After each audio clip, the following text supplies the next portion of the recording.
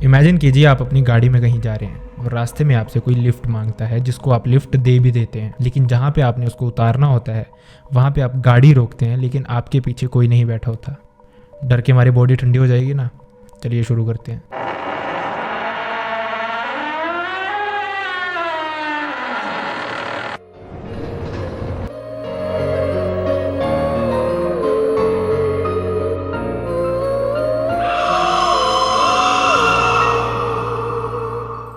तो ये सारा इंसिडेंट शुरू हुआ एक कॉलेज से। ऑब्वियसली कॉलेज में जहाँ दोस्ती भी होती है और रिलेशनशिप्स भी होते हैं, वहीं पे एक लड़का लड़की को आपस में प्यार हो जाता है और उनका रिलेशनशिप शुरू हो जाता है। ये रिलेशनशिप कॉलेज के 3-4 साल चलता है और उसके बाद जब कॉलेज ऑफ हो जाता है तो दोनों शादी करने का सोचते हैं। और शादी करने के लिए वो सबसे पहले अपने घर पर बात करते हैं, लेकिन उनकी शादी में वही प्रॉब्लम आती है जो इंडिया के मैक्सिमम विलेजेस में आती है, कास्ट प्रॉब्लम। और इसी वजह से उनकी शादी के लिए उनके पेरेंट्स नहीं मानते हैं। तो अब इस सिचुएशन में 2 तरह के लोग होते हैं। एक वो होते हैं जो घर से भाग के शादी कर लेते हैं और अपनी ज़िंदगी अलग बसा लेते हैं।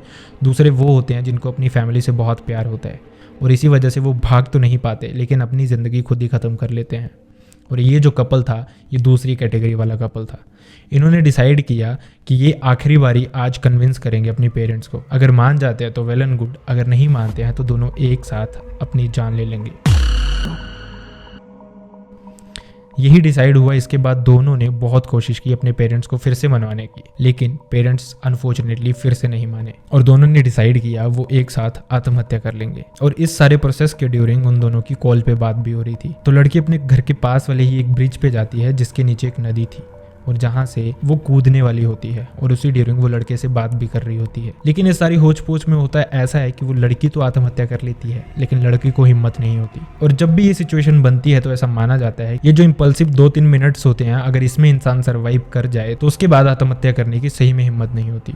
और यही उस लड़के के साथ हुआ। वो शुरू में हिम्मत नहीं कर पाया और उसके बाद भी उसको हिम्मत नहीं हुई और इसके चलते वो लड़की की जान तो चली गई, लेकिन लड़का जिंदा रह गया। अब इसके बाद लड़की के घर पे पुलिस आती है, पुलिस केस बनता है, लड़की की कॉल रिकॉर्ड्स चेक होती हैं। तो उसमें देखने में मिलता है कि उस लड़की की उस लड़के से ही आखिरी बार बात हुई थी। तो उस लड़के को भी बुलाया जाता है, लड़का सब सच बताता है। फिर फैमिली इस केस को रफा दफा कर देती है, क्योंकि फैमिली को पता था कि असली कल्प्रिट फैमिली ही है जिन्होंने उनकी शादी नहीं होने दी। और इस तरह से ये केस खत्म हो जाता है। लेकिन जहां लोगों को लगता है कि ये मामला खत्म हो गया, वहीं पे ये मामला भी शुरू ही हुआ था। अब इसके कुछ दिनों के बाद ही एक ऐसा इंसिडेंट हुआ जिसकी वजह से उस गांव में गाड़ियों का रात को आना जाना ही बंद हो गया। सबसे पहला इंसिडेंट हुआ एक ओल्ड कपल के साथ, जो कि उसी ब्रिज जिससे लड़की ने आत्महत्या की थी, उसी ब्रिज से होते हुए अपने घर जा रहे थे। लेकिन उनको ब्रिज पे एक लड़की ने लिफ्ट के लिए हाथ दिया। तो उस एज्ड कपल ने देखा कि हो सकता है कोई लड़की प्रॉब्लम में हो और उन्होंने गाड़ी रोक दी। जैसे उन्होंने गाड़ी रोकी तो लड़की उसमें बैठी, जिससे उन्होंने उसकी डेस्टिनेशन पूछी और लड़की के डेस्टिनेशन बताने के बाद वो चल पड़े। लेकिन जैसे ही वो गाड़ी थोड़ी दूर चली तो उस बूढ़े इंसान ने, जो कि गाड़ी चला रहा था, फ्रंट मिरर से देखा तो उसे पीछे कोई भी बैठा हुआ दिखाई नहीं दिया। तो वो बहुत शॉक्ड रह गया और उसने एकदम से पीछे मुड़ के देखा और जैसे ही उसने पीछे मुड़ के देखा, पीछे कोई भी नहीं था और उसने गाड़ी की ब्रेक लगा दी और वो पीछे ऐसे देख रहा था जैसे उसका कुछ गुम हो गया हो। तभी उसकी वाइफ ने उससे पूछा कि क्या हुआ, और उसने अपने पति को पीछे देखते हुए देखा तो वो भी पीछे देखने लगी और दोनों शॉक्ड रह गए, क्योंकि पीछे वो लड़की थी ही नहीं जिसको उन्होंने खुद बैठते देखा था। इवन उन्होंने उसका एड्रेस भी पूछा था। अब इसके बाद जैसे ही वो अपने घर पहुंचे, उन्होंने अपने सब रिश्तेदारों को, सब फैमिली मेम्बर्स को इसके बारे में बताया। अब ऐसा भी नहीं था कि कोई अकेला इंसान हो जिसको हेलुसिनेशन हुआ हो, और वो एक कपल था, मैच्योर कपल था, तो ऑब्वियसली झूठ नहीं बोल सकते थे। लेकिन अभी भी बात सिर्फ कुछ लोगों तक ही सीमित थी, जो कि उनके फैमिली मेंबर और रिलेटिव्स थे।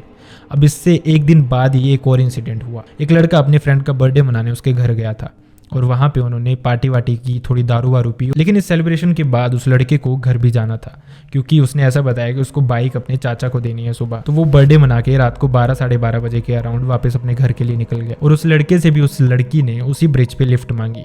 पहले तो वो लड़का आगे निकल गया ये सोच के कि इतनी रात को यहाँ पे कौन लड़की हो सकती है।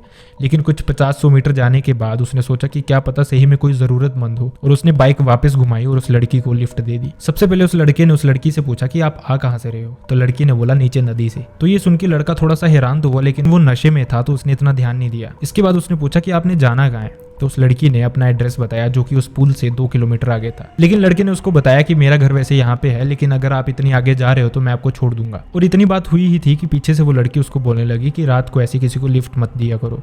कोई भी इंसान कैसा भी हो सकता है। उस लड़के ने इसको बहुत नॉर्मली लिया और बोलने लगा कोई बात नहीं, मुझे लगा आप जरूरतमंद हो। पीछे से लड़की बोलने लगी हाँ तो तू चला तो गया था, फिर वापस क्यों आया। ये सुन के उस लड़के को बहुत अजीब सा लगा। उसका मन तो ये कर रहा था कि वो उसको वहीं उतार दे, लेकिन ह्यूमैनिटी दिखाते हुए वो उस लड़की को अपने घर से आगे छोड़ने निकलने लगा। जैसे ही लड़का अपने घर से आगे निकला तो उस लड़की ने उसको पीछे से बोला तेरा घर तो यहाँ पे है, तू आगे कहाँ जा रहा है। तो उसने बोला कि कोई बात नहीं, मैं आपको छोड़ आता हूँ। उसके बाद उसको पीछे से कोई आवाज़ नहीं आई। जैसे उसने लड़की की डेस्टिनेशन पे ब्रेक लगाई, उसने पीछे देखा तो बाइक पे पीछे कोई भी नहीं बैठा था। उसके बाद उस लड़के को खुद पता नहीं चला कि वो अपने घर को पहुंच गया और वो रात भर कांपता ही रहा। सुबह उसने भी अपनी फैमिली को बताया, लेकिन फैमिली ने इस बात को इग्नोर ही कर दिया, क्योंकि फैमिली को भी पता था ये रात को पार्टी में गया था और रात को इसने पार्टी में दारू वारू पी होगी। फैमिली ने इस बात को इग्नोर किया और उल्टा उसी को बोला कि रात को बाहर मत जाया अगर। इसके बाद ये 2 ऐसे इंसिडेंट थे जिसके बाद कुछ लोगों को इसके बारे में पता लगना शुरू हुआ। लेकिन इसके बाद तीसरा इंसिडेंट ऐसा हुआ जिसकी वजह से उस सारे के सारे गाँव को इसके बारे में पता चल गया। उसी गाँव में जाने वाली रात को आखिरी बस का रूट था, रात को 9 बजे का। वो बस उस ब्रिज से निकल ही रही थी कि उस लड़की ने उस बस को हाथ दिया। वो बस वहां पे रुकी।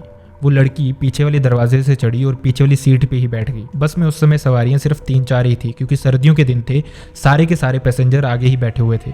तो कंडक्टर ने उस लड़की को भी आवाज़ लगाई कि आप आगे आ जाओ, लेकिन उस लड़की ने इग्नोर कर दिया।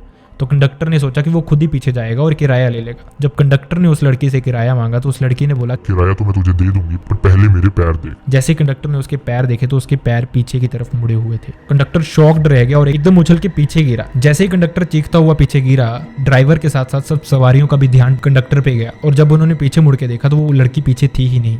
हालांकि हर सवारी ने, ड्राइवर ने, कंडक्टर ने, सबने उसको चढ़ते हुए बस में देखा था, लेकिन वो लड़की बस में थी ही नहीं। इसके बाद सारे के सारे गांव को इस इंसिडेंट के बारे में पता चल गया और उसके बाद से उस गांव में या फिर उस ब्रिज पे रात को सूरज छुपने के बाद कोई भी गाड़ी, बस, बाइक, साइकिल कुछ भी नहीं जाता था।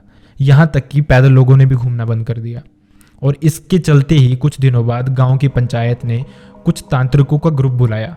जो ग्रुप आया था तो ऐसा माना जाता है कि उन्होंने ध्यान लगा के ये पता लगाया कि ये वही लड़की थी जिसने उस ब्रिज से कूद के अपनी जान दे दी थी। अब इसके बाद इसका सोल्यूशन भी करना था, तो उन तांत्रिकों ने बताया कि यही सही समय है उसको शांति देने का। उसको शांति नहीं मिली है और तभी वो यहाँ वहाँ भटक रही है और हो सकता है कि जल्दी ही वो किसी को नुकसान भी पहुंचाए। तो उसको शांति देने के लिए उन्होंने एक विधि चूज की थी, जिसमें उस लड़के को भी बुलाया गया। उस लड़की का एक पुतला बनाया गया जिसमें उस लड़की के ही कपड़े काट के लगाए गए। फिर कील से उस लड़की को कीला गया। कीलने से मेरा मतलब है कि दबाया गया, जिसके साथ कुछ कीलें भी लगाई गई कि उस लड़की की आत्मा को शांति मिल जाए। और इसी विधि में उस लड़के से इस पुतले को ही माफी भी मंगवाई और उसके बाद इस पुतले को दबा दिया गया। ऐसा माना जाता है कि उसके बाद इस गांव में ऐसा कोई भी इंसिडेंट नहीं हुआ। लेकिन सोचने वाली बात है कि अगर ये वही लड़की की आत्मा थी तो वो लड़की उस लड़के को सीधा परेशान क्यों नहीं कर रही थी। खैर ये तो अलग बात थी, लेकिन जितना इंसिडेंट ये मेरे तक पहुंचा मैंने आपसे शेयर किया। आई रियली होप आपको वीडियो पसंद आई हो। अगर वीडियो पसंद आई हो तो वीडियो को लाइक करना ना भूलें, चैनल को सब्सक्राइब करना ना भूलें। और अगर आपके पास भी ऐसी कुछ स्टोरीज हैं तो आप मेरी मेल आईडी में मुझसे शेयर कर सकते हो। मैंने अपनी मेल आईडी अपने डिस्क्रिप्शन बॉक्स में डाल दी हुई है। See you next time in the next video. Bye bye.